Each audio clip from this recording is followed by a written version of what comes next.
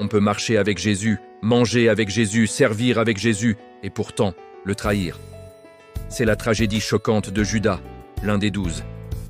Comment un homme choisi personnellement par Christ a-t-il pu le vendre pour 30 pièces d'argent?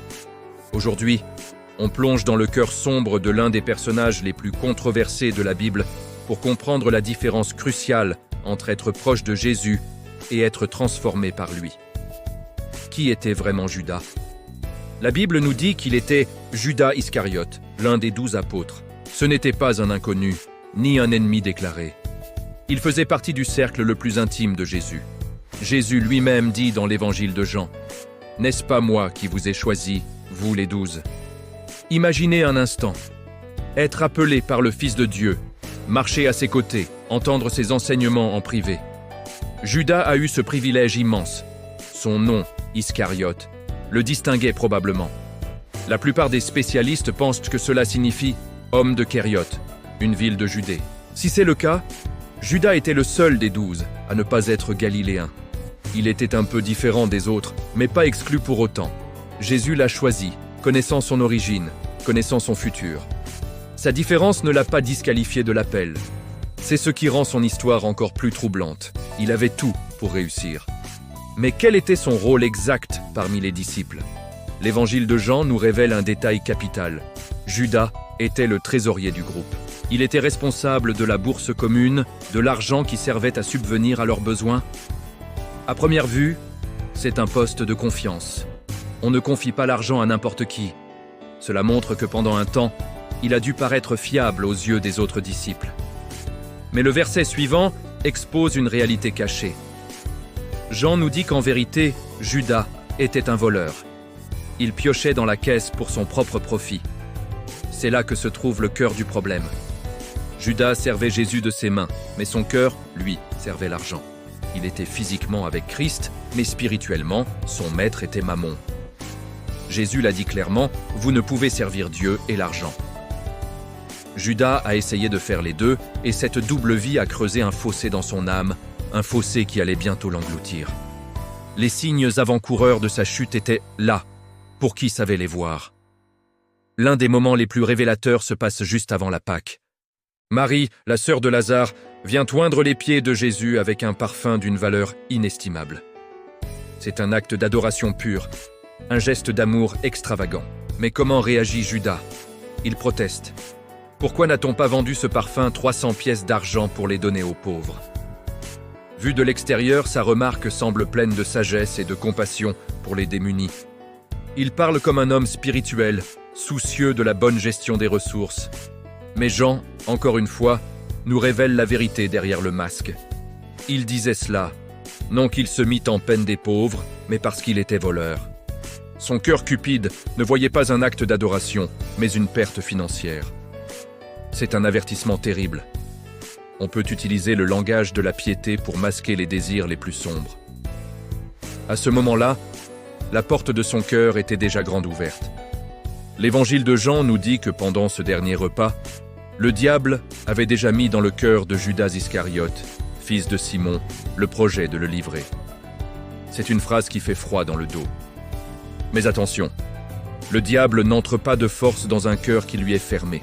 Ce sont les péchés non confessés, les désirs secrets et l'amour de l'argent qui ont servi de poignée de porte à l'ennemi. Le péché caché de Judas est devenu une invitation. Et puis, c'est l'erreur fatale, l'acte irréparable, la trahison.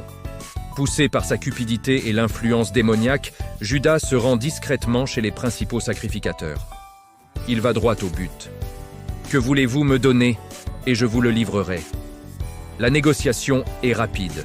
Le prix est fixé. 30 pièces d'argent. Ce montant n'est pas anodin. Dans l'Ancien Testament, comme le prophétise Zacharie, c'est le prix d'indemnisation pour un esclave blessé ou tué. Judas a vendu le roi des rois, le Fils de Dieu, pour le prix d'un esclave. La tragédie est totale. L'homme qui avait tout reçu a tout vendu pour une somme dérisoire. Le moment le plus tragique de tous arrive pendant la scène, le dernier repas. L'atmosphère est lourde. Jésus sait ce qui va se passer. Alors, dans un dernier acte d'amour et de miséricorde, il tend à Judas un morceau de pain trempé, un geste d'honneur et d'amitié dans la culture de l'époque. C'était une dernière chance, un dernier appel silencieux à la repentance. Mais le cœur de Judas est déjà scellé. La Bible nous dit qu'aussitôt après que Judas ait pris le morceau de pain, Satan entra en lui. L'ultime geste d'amour de Jésus a été rejeté, et l'obscurité a pris possession de lui. Peu après, dans le jardin de Gethsémané, Judas accomplit sa trahison. Il s'approche de Jésus et l'embrasse. Le baiser, symbole universel de l'affection et de l'amitié, devient le signal de la trahison. Les paroles de Jésus résonnent à travers les siècles. « Judas, c'est par un baiser que tu livres le Fils de l'homme. » Quelle ironie cruelle et douloureuse. Utiliser le signe de l'amour pour livrer l'amour incarné à la mort. Après son acte, une fois Jésus condamné, Judas est saisi de remords. L'évangile de Matthieu nous dit qu'il regrette, qu'il rapporte les 30 pièces d'argent au chef religieux en disant « J'ai péché » en livrant le sang innocent. Il a conscience de la gravité de son acte. Mais son remords ne se transforme pas en repentance. C'est la différence fondamentale entre lui et Pierre. Pierre aussi a renié Jésus, mais il a pleuré amèrement. Il s'est tourné vers le pardon de Christ et a été restauré. Judas, lui, est rongé par la culpabilité, mais au lieu de courir vers la miséricorde de Jésus, il s'enfuit dans le désespoir. Il regrette la conséquence de son péché, mais ne cherche pas le pardon du Sauveur qu'il a offensé. Il se condamne lui-même. La fin de Judas est aussi tragique que sa vie. Consumé par le désespoir, il jette l'argent dans le temple et, nous dit Matthieu, alla se pendre. Le livre des Actes ajoute des détails horribles sur sa mort, décrivant une chute violente. L'homme qui avait marché avec Jésus, qui avait vu ses miracles, qui avait été son ami, meurt seul, loin de la grâce, loin de l'espérance, dans une fin violente et solitaire. C'est le salaire final du péché qu'il a chéri dans son cœur.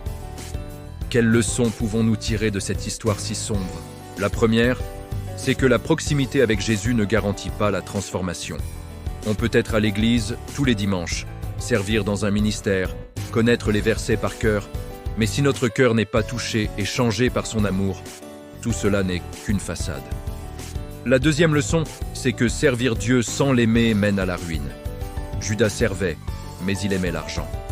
Si notre service n'est pas motivé par un amour sincère pour Christ, il deviendra une corvée, une source d'orgueil, ou pire, un moyen pour satisfaire nos propres désirs égoïstes. Enfin, le péché caché est une porte ouverte pour l'ennemi. Ce qui a commencé comme un petit vol dans la caisse est devenu une forteresse dans le cœur de Judas, le menant à la trahison la plus infâme de l'histoire. Alors, la question que l'histoire de Judas nous pose aujourd'hui est simple. Es-tu proche de Jésus, par habitude, ou es-tu transformé par son amour? Ton service est-il une expression d'adoration ou une simple activité? Ne laissons aucun péché caché nous séparer de lui. Prions ensemble. Seigneur, purifie mon cœur. Je ne veux pas seulement marcher à tes côtés, je veux être transformé par toi. Cette vidéo conclut notre série sur les destins brisés. De Saül, qui a perdu son onction par la désobéissance, à Samson, qui a gâché son don par l'indiscipline, et Judas qui a échangé la proximité divine contre la trahison. Le message est clair. Ce ne sont pas les dons, ni l'appel, ni la proximité qui sauvent, mais un cœur obéissant et entièrement transformé par l'amour de Dieu. Merci d'avoir suivi cette série avec nous. Si ces messages vous ont parlé, n'hésitez pas à vous abonner pour ne pas manquer nos prochaines vidéos. Que Dieu vous bénisse.